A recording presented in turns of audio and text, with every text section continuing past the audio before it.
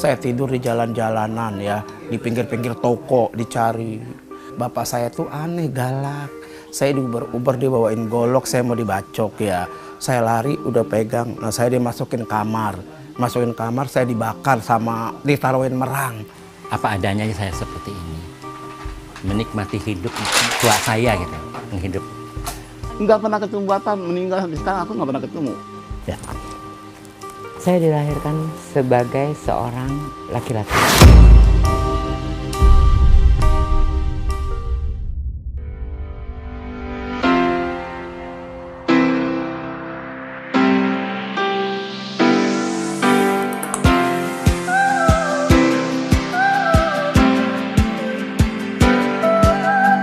Dengan Oma siapa nih? Oma Yoti, Umurnya berapa Oma? udah 76. Dulu Oma nama aslinya apa? Yopi, Oma? ya, nama aku Yopi. Oma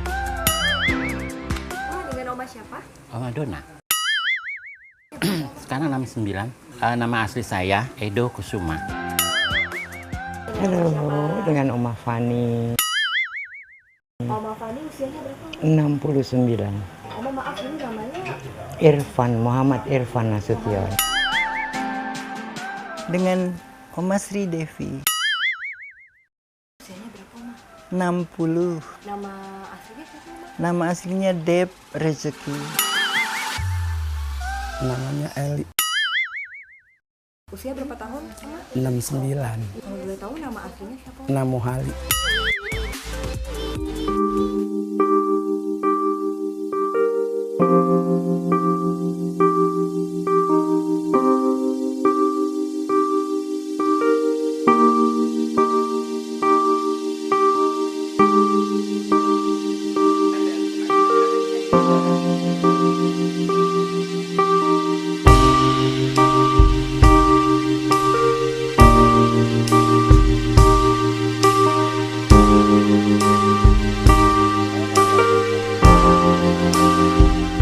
Dari umur 18 tahun aku udah diusir keluarga. Diusir itu aku udah hidup di Jakarta, mana-mana tidur aja lah, gelandangan yang apa-apa lah. Dulu aku diusir apa tahun di 2006, 63 kan, berapa? Aku sekarang lahir 14 Juli 43, 76 ya. Ya itu, aku diusir dari keluarga gitu.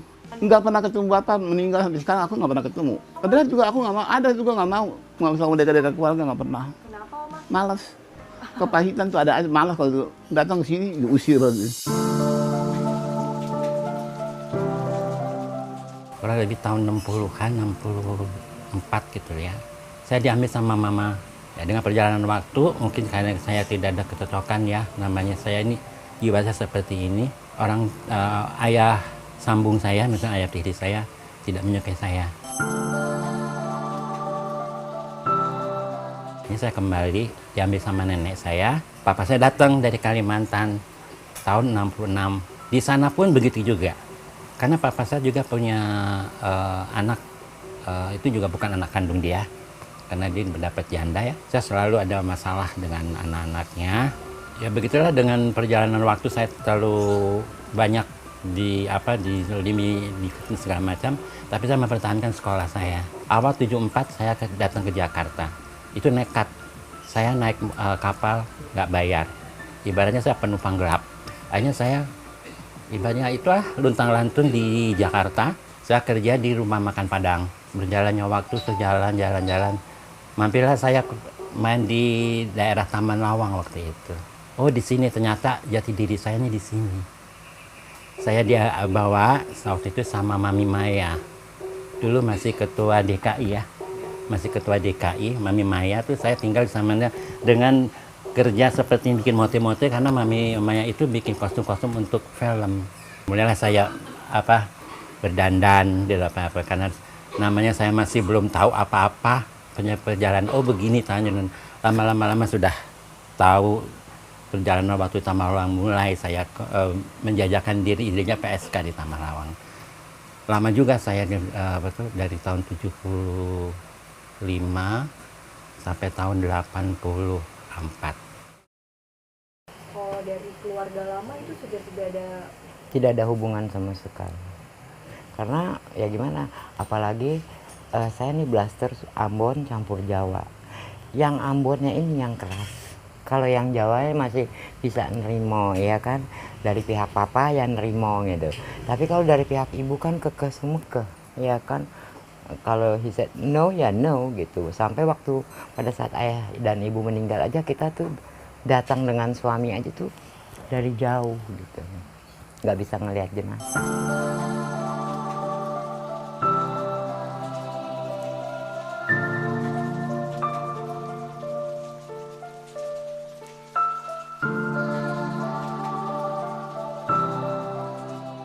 Pas udah pada gede-gede, ibu saya meninggal berisatan. Nah udah gitu, kamu kenapa sih, katanya kalau pulang ke Surabaya bawanya laki-laki. Nah bapak saya tuh aneh, galak. Saya diuber-uber dibawain golok, saya mau dibacok ya. Saya lari udah pegang, nah saya dimasukin kamar. Masukin kamar, saya dibakar sama ditaruhin merang. Apa tahu dipasung, kalau kayak orang Jawa dipasung. Aduh, saya kan lama-lama asap ya di dalam kamar itu. Saya tendang, saya jebol tuh, ini saya kabur. Saya tuh nggak bawa apa-apa, bawa baju yang dipakai doang. Saya tidur di jalan-jalanan ya, di pinggir-pinggir toko dicari sama dia. Kalau ada orang ini katanya tangkap aja sama polisi, katanya bawa ini. Ya karena memang kita udah jiwanya udah perempuan ya. Bapak saya tuh nggak menyadari. Ibu saya bilang gini, cara Jawanya ya wis bento pak, memang anakmu kelakuannya wis kayak wedok, katanya dia apa no, wis sego wis jadi bubur, katanya, kata ibu saya. Bapak saya nggak mengerti juga, daripada saya bingung soalnya saya kabur. Aku kesono kesini saudara udah pada nggak ada karena kita waria ya. Ponakan juga hidup mewah-mewah, nggak mau nerima kita. Ya udahlah, sebisa-bisa saya makan apa adanya, kita belain sampai ngejual diri gitu ya. Kadang-kadang kita rajin suka bikin goreng-gorengan, kita titipin di warung. Misal sono mesen 20, di sini 10, di sini 20, ya alhamdulillah aja. Saya ikut ponakan di rumah, di dekat di BSD sono Serpong.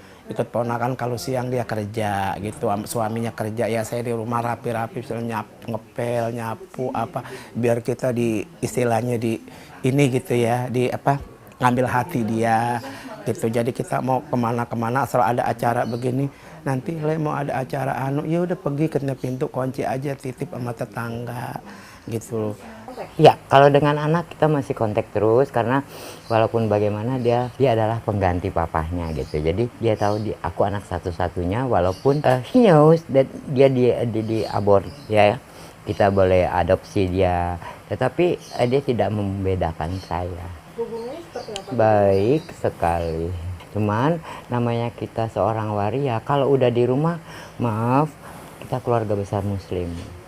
Ya kan, kalau kita dengan jiwa kita begini, sementara kita ikut anak, apalagi dia sudah have a good position, sekitar orang tuanya begini kan, kita kasihan, ya kan, dengan kondisi anak kita, mantu kita, ya kan, ya aku sendiri menjaga dan merasa tidak ada kebebasan, ya kan. Tapi kalau kita nyampur dengan di rumah singgah ini, kita mempunyai kebebasan, kita mau begini kita bisa, ya kan, nggak ada yang larang, ya kan, yang penting kita masih di jalurnya. Di situ ada foto kawin saya sama papanya. Dia tanya, ini siapa? Aku nggak bisa jawab. Ini siapa? Yo, belum saatnya. Enggak usah. Aku mau tahu sekarang. Sebelum kita tahlilan, papa 7 hari jawab. Aku. Dengar kata papa, nggak usah nangis, dia bilang. Dia udah tahu semua. Yang penting jalan di jalur. Dan ingat, didik saya yang baik. Papa pernah pesen, aku nggak boleh ngerokok, aku nggak boleh minum, dan aku harus sayangnya.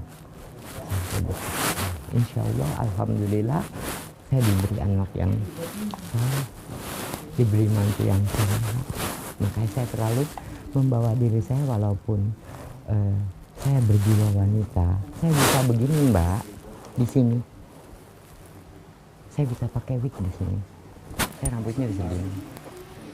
Jadi saya selalu menunjukkan yang terbaik untuk mantu. Because of what? Dia sudah jadi seorang manajer. Dan ini perusahaan asing. United Tractor itu perusahaan asing. Dan dia sudah ada position. He have a good position. That's the way saya mesti tahu. siapa dia, ya kan? Ya takut kalau orang kantornya datang kita dengan terus apa kata orang kantor? Oh, orang tuanya decong, ya kan? Kan nggak lucu. Kalau kita bersembunyi di balik itu biarlah anak dan mantu yang tahu. Oke, ya kan? Itu sebisa-bisa saya, Mbak, membawa jati diri saya, tapi anak saya bisa menerima.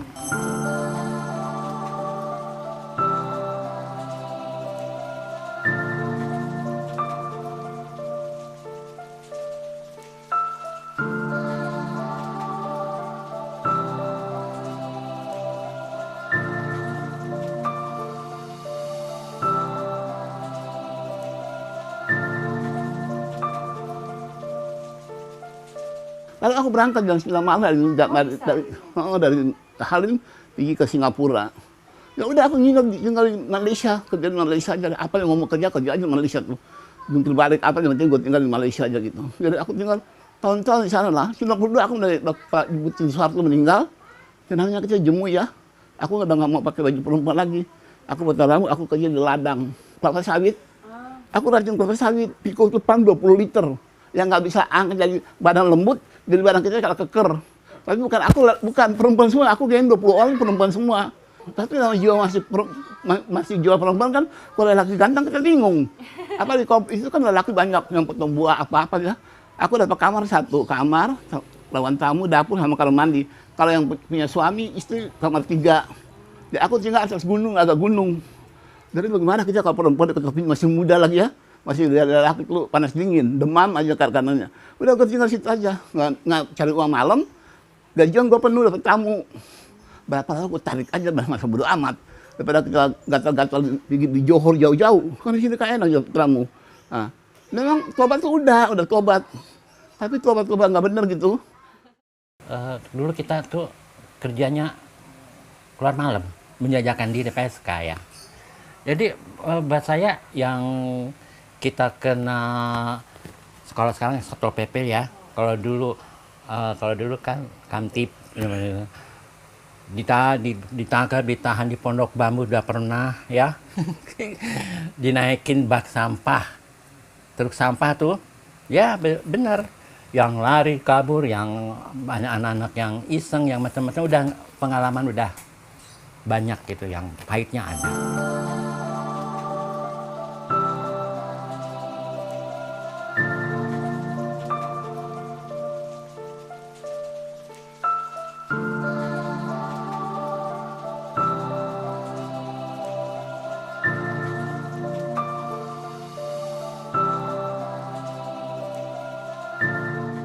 Karena para penari-penari wanita yang itu kan pada ngiri. Cuman kami sih tidak terlalu banyak peduli lah. Yang penting kita kerja. Masalahnya stigma dari dulu itu memang ada. Apalagi seorang waria zaman dulu malah banyak diolok-olok. Malah mending sekarang sudah terbuka.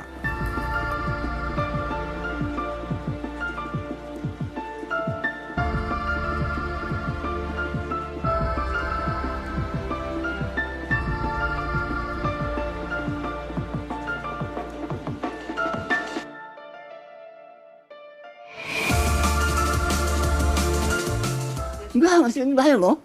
Dia nggak pernah macam-macam kita enggak. Kalau kita oma panggil apa bahaya, kita juga bahaya. Kalau kita ada apa-apa kita bagi-bagi dia juga. Yang proses Kristen cuma ini satu sama itu satu kan 2. Lain kan muslim semua.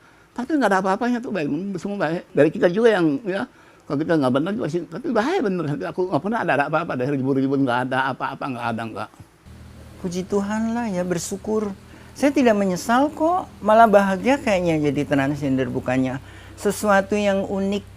Jadi bukan asal kita tidak berbuat masalah, tidak berbuat kriminal. Jadi buat saya memang Tuhan itu adil ya. Dalam keadaan saya terpuruk,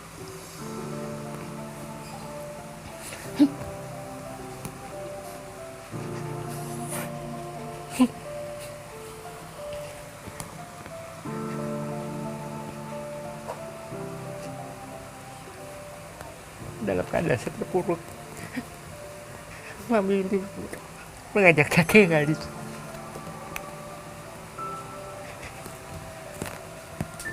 Ada manfaatnya. Saya tinggal di sini, saya nggak punya ilmu apa-apa. Saya hanya lulusan SMA.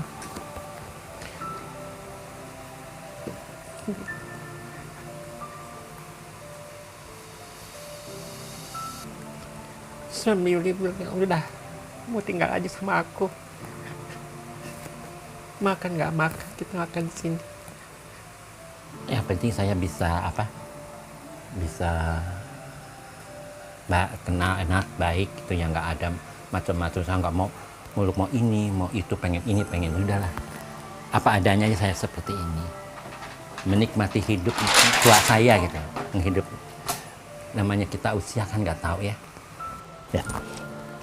Saya dilahirkan sebagai seorang laki-laki. Tetapi saya mempunyai jiwa wanita.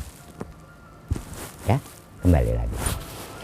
Ketiga, ada baiknya kita pulang secara normally. Kalau toh memang kita laki-laki, kembali pada wujudnya, dimandikan secara laki-laki, ya kan, didoakan secara laki. Kalau kita, kecuali kita sudah seperti teman saya Dorce, ya kan, karena kalau dia dimandikan sama laki-laki dia sudah beda, itu tidak pantas, ya kan, walaupun sebenarnya keluar dari jalur, ya kan. Jadi itu tergantung misalnya saya dengan Allah aja, kalau saya sebagai Dorce ya, tergantung Allah aja. Tapi saya tahu Allah Maha Pengasih dan Maha Pengampun.